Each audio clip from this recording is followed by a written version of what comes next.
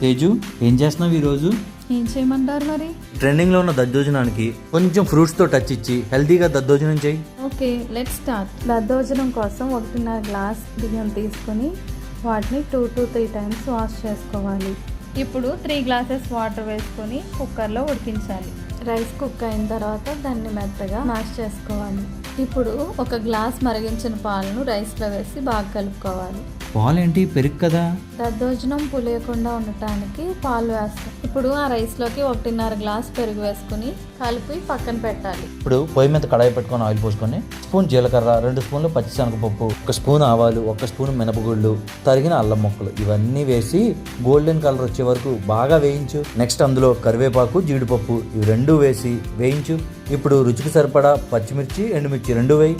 ఆ తర్వాత తగినంత కొత్తిమీర వేసి బాగా వేయించు. ఇప్పుడు ఇంగు వేయి. దద్దోజనానికి అసలైన ఫ్లేవర్ ఇచ్చేది అదే. తాలింపు అంతా పెరుగన్నంలో వేసుకుని సరిపడా ఉప్పు వేసుకుని బాగా కలుపుకోవాలి.